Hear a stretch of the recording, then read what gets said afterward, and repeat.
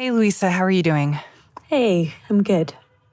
So, Louisa Lovelock, as a foreign correspondent for The Post, you are currently trying to get into Syria, where the government of President Bashar al-Assad was just overthrown.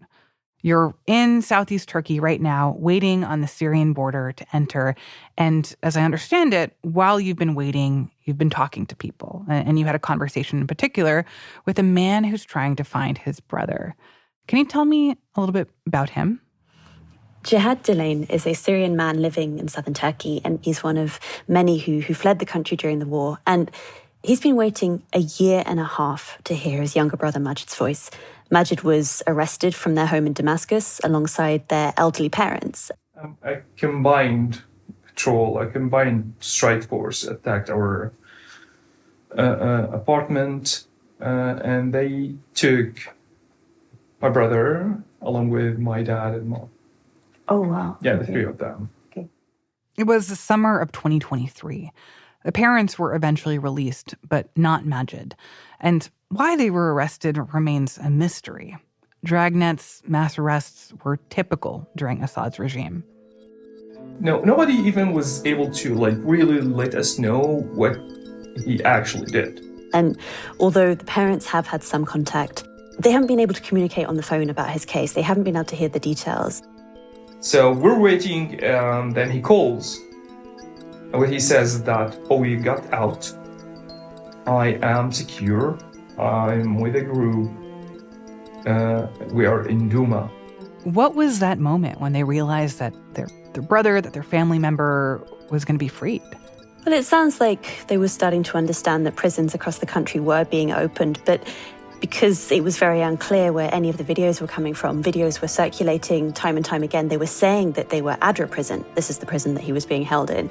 And so they kept having these false alarms. And then finally, that morning, 9:22 a.m., there was a family group call, and it was Majid saying that he was about to come home.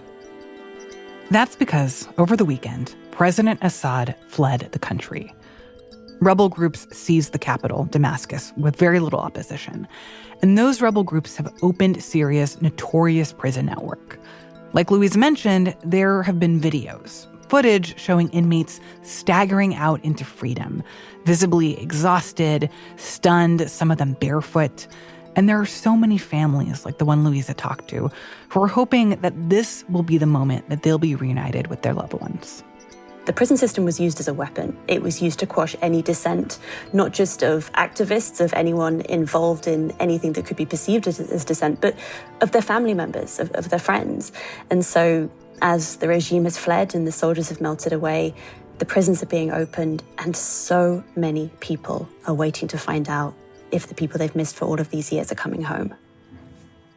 Assad and his father before him ruled Syria with an iron fist for more than 5 decades. Now that he's gone, fled to Moscow for asylum, there have been celebrations in the streets of Damascus. In one video, a man is standing in the street. He said, quote, "This is the happiest day of my life. We were reborn." From the newsroom of The Washington Post, this is Post Reports. I'm Martine Powers. It's Monday, December 9th. Today, after more than a decade of civil war in Syria, Assad is out. This happened in less than 2 weeks. Just a few days ago, we talked on the podcast about anti-government rebels advancing and the support that Assad was receiving from Iran and Russia. That support is falling apart. Now, with rebel groups in control of the capital, there's a big question of what's next for Syria. Both hopes for the future and also concerns about what a power vacuum will mean. So, Louisa, before we hear more about what's actually going on in Syria right now, I want to understand where you are. You said you're on the Syrian border in Turkey. What is it like there right now? It's been an extraordinary 48 hours. This is a place that, although of course it is in Turkey, it's full of Syrians who had fled Syria during the civil war, sometimes seemingly permanently, sometimes always planning to go back. And the reaction that we've seen in the streets was one of absolute jubilation. This is not something that people imagined was possible. Even the activists who always used to say, one day, I don't know if in their heart of hearts they knew that this would happen. And so we've seen people celebrating in the streets. We've seen people driving down the streets, crying, laughing, singing, tooting their horns, some of them packing their bags, ready to go and see their home cities for the first time in years. And so it's really been a remarkable scene. And as you say, that there is a lot of trepidation. There is a lot of worry for what the future might hold. But this has also just been an astonishing moment in time where all of these people who spent all of this time here have finally taken the moment to breathe.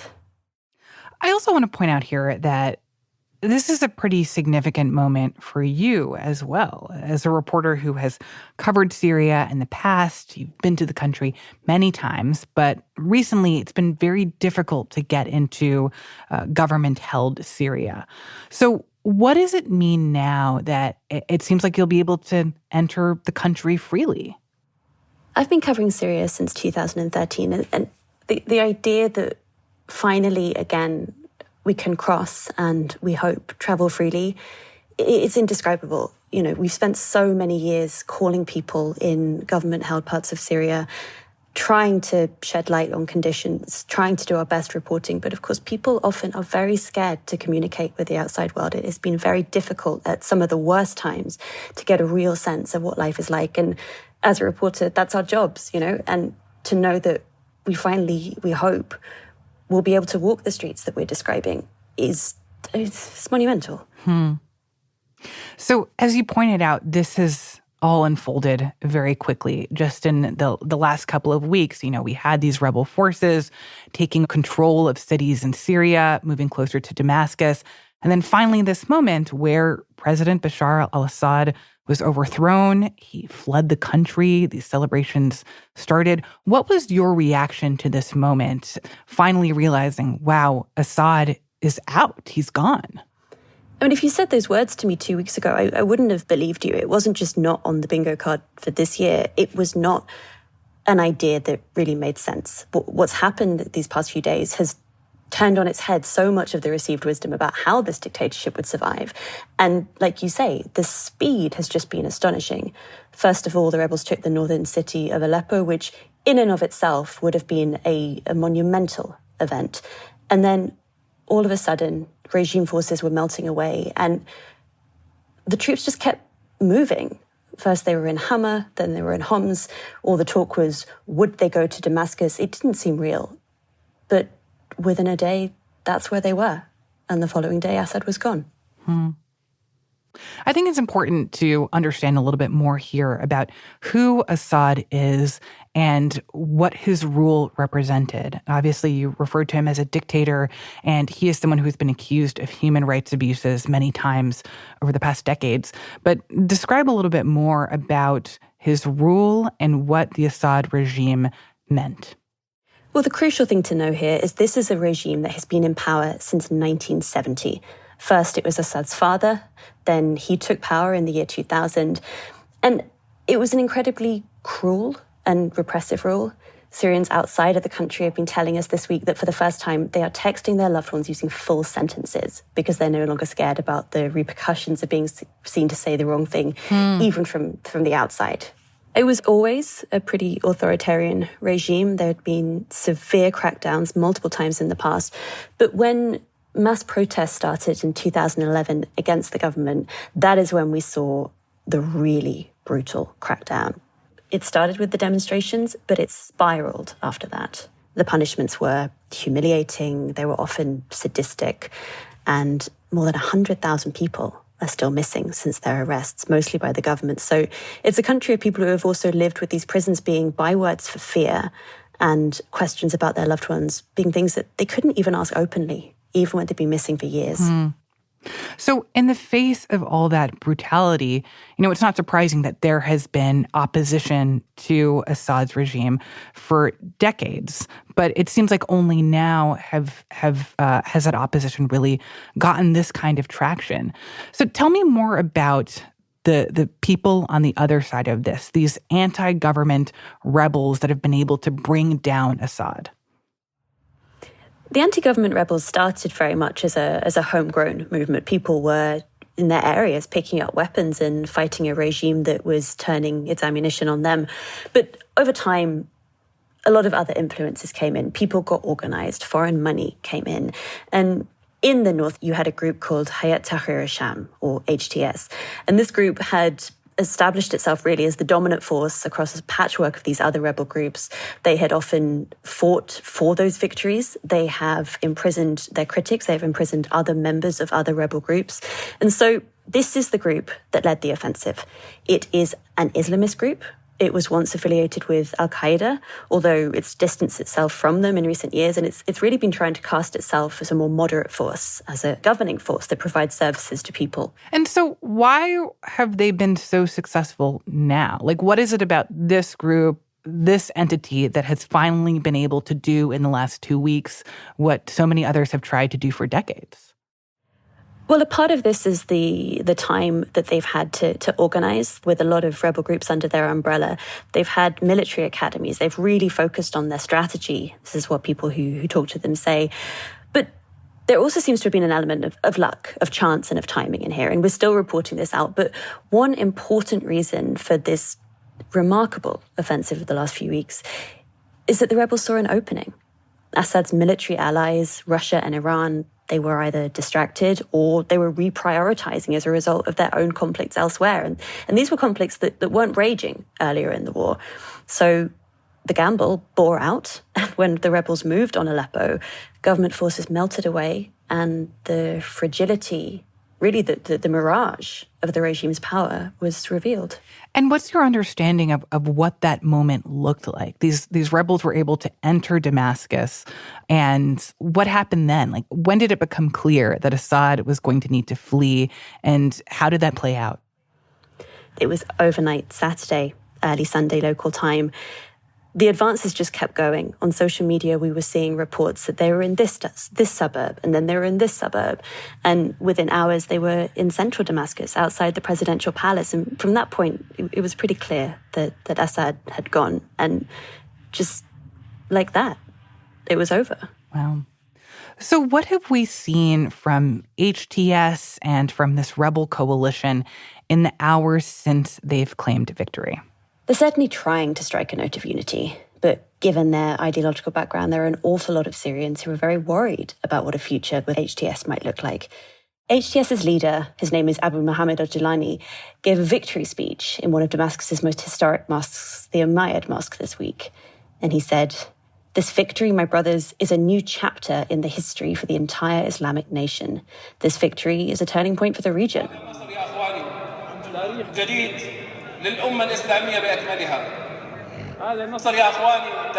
He really tried to appeal to everyone.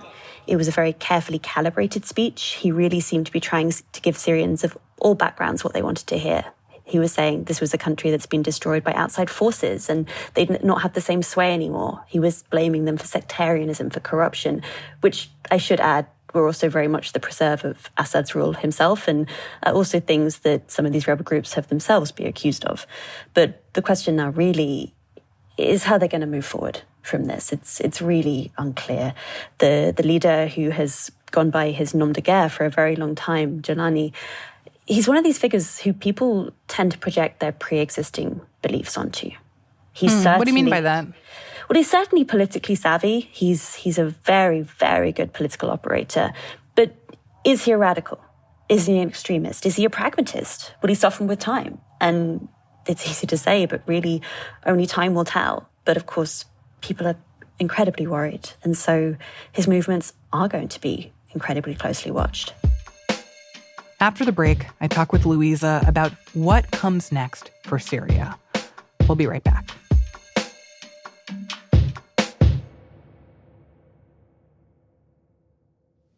So, Louisa, we mentioned earlier that President Bashar al-Assad has now fled to Russia, where he's been granted asylum. What happens to him? And also what happens to his family members and the other members of this regime that was so repressive? We just don't know the answer yet. What we are finding out this week is a lot about them. People are ransacking their houses, and they're broadcasting evidence of how they lived. And I have to stop here and say that Syria, throughout this war, has been going through a crippling economic crisis. Life has been incredibly difficult for people who live there. And what people are finding is evidence of luxury and largesse, unlike anything they'd really imagined was possible in some cases, while the rest of the country suffered. And what does the overthrow of the Assad regime mean for these other countries that supported him? I mean, obviously, Russia, if he's taking refuge there, they've been big backers of the Assad regime. Also, Iran, what does this moment mean in terms of the blow that this has dealt to those countries?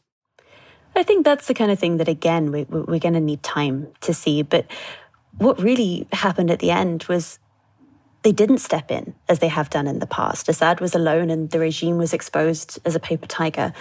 And we have to keep in mind, Iran and Russia are fighting on other fronts. These are wars that were not going on during the early parts of the war. Iran's most powerful allied force, Hezbollah, has been hit hard in Lebanon by Israel. We're about to see a new Trump presidency, and that's expected to go pretty hard at Iran. So for their part, it looks like there's a degree of strategic repositioning here, right? They're thinking about where to concentrate resources, where to cut their losses.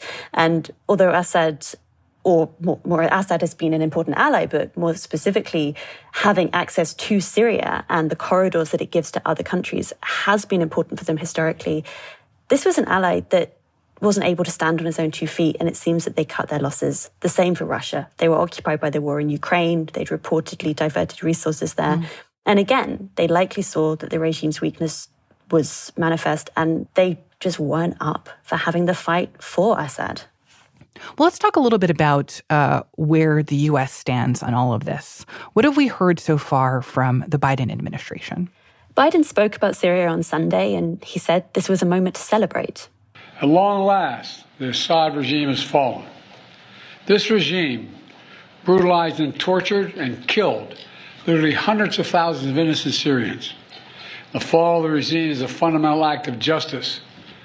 It's a moment of historic opportunity for the long-suffering people of Syria to build a better future for their proud country. It's also a moment of risk and uncertainty.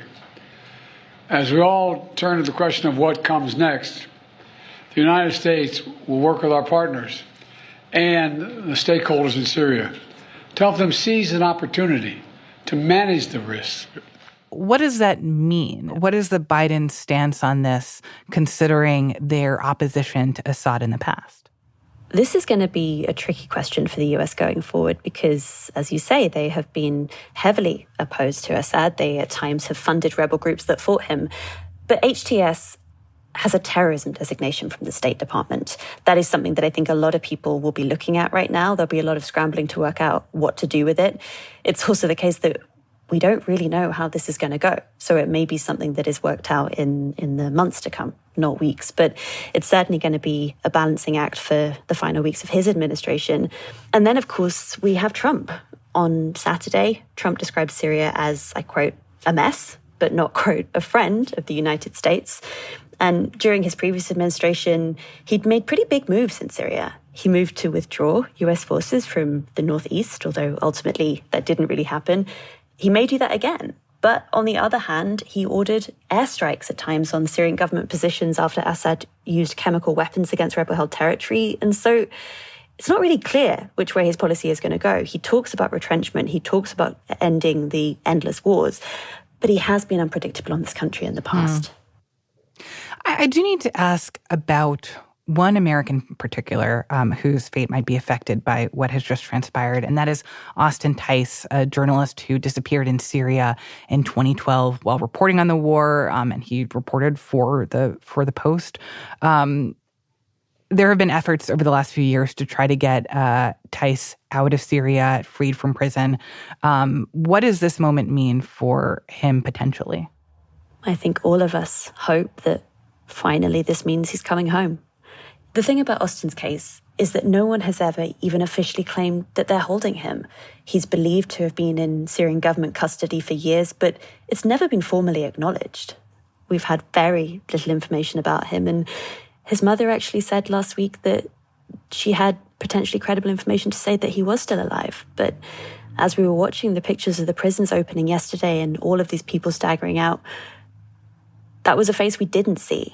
That doesn't mean he's not there, but we're all waiting to find out. And this question of the people who are ruling going forward, as you said, the U.S. isn't necessarily a fan of HTS or have concerns the fact that they've designated this as a terrorist organization. But how do Syrians view this group and these other rebel groups that are now in charge of the country? Like, are they scared about the future, even though this is a moment also of hope and celebration?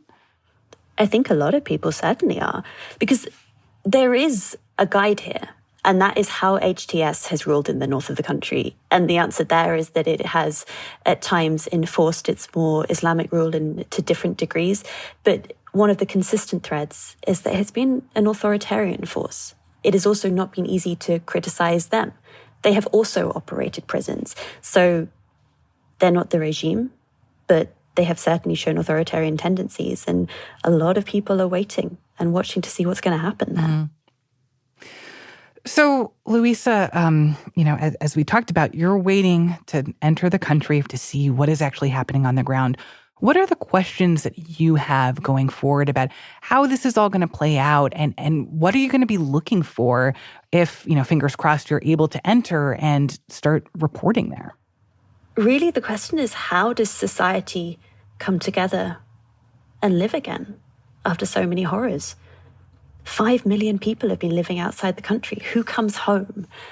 I think these are the questions on every Syrian's mind. And for a few days at least, they're taking a moment to breathe, but they're there. And that's going to be the story going forward. It's going to be the people who are ruling, but it's also going to be the people themselves and how they ever move on from what they've been through. And thinking back to the conversations we've had over the past few days with Syrians, thinking back to Jihad's case and to his brother Majid, I just keep thinking about all of these Syrians who won't find answers this week, who won't see their relatives come out of the prison. In our years of covering the missing and the detainees, families have told us time and time again that to have a missing relative is to have a wound that does not heal. You don't have closure. I remember very well one man once telling me that he missed his wife so much that to stop himself from thinking about it, he would listen to the radio all day long. But his wife's favorite singer was the Lebanese singer Fairuz, and he lived in Beirut.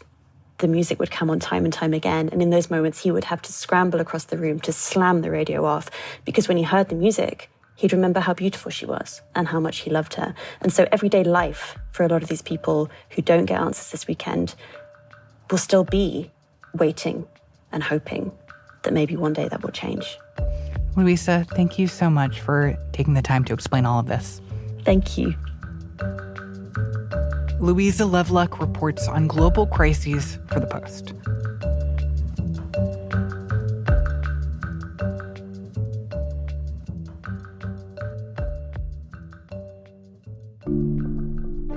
Before we go, here are a couple other pieces of news from today.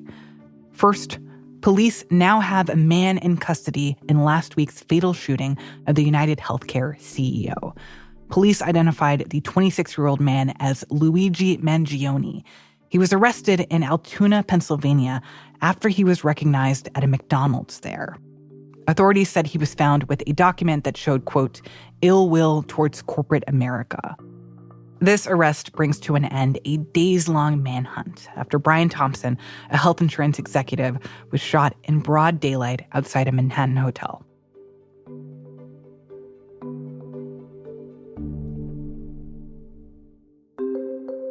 And in the world of Major League Baseball, star outfielder Juan Soto has reached an eye-popping deal with the New York Mets.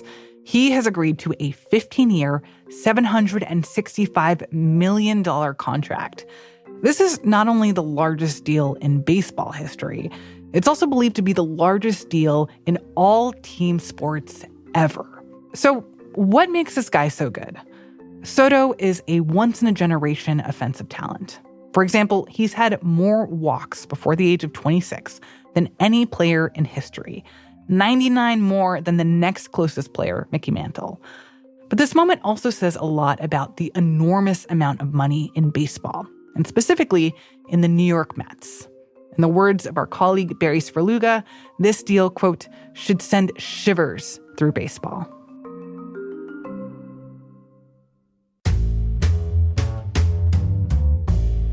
And that's it for Post Reports. Thanks for listening. If you read The Washington Post, as well as listening to our reporting here, today is an exciting day because Newsprint 2024 just launched. Newsprint is sort of like Spotify Wrapped, but for the newspaper. You can find out what kinds of stories you read most this year, and you can get personalized recommendations just for you. So, for example, when I did my newsprint, I discovered, perhaps unsurprisingly, that I read a lot of politics stories this year. But it turns out that I also love hearing about the chaos of other people's personal lives, because I was one of the most loyal readers of advice columnist Carolyn Hax. Apparently, I'm in the top 16% of the people who read her the most. So how is that for well-rounded? To find out what kind of Washington Post reader you are, check out the link to Newsprint in our show notes. Today's show was produced by Sabby Robinson with help from Ted Muldoon, Emma Talkoff, and Ariel Plotnick. It was mixed by Justin Garish and edited by Monica Campbell with help from Maggie Penman and Rena Flores. Thanks to Naomi Shannon, Lior Soroka, Mohammed El-Shama, Jesse Messner-Hage, and Andrew Golden. I'm Martine Powers. We'll be back tomorrow with more stories from The Washington Post.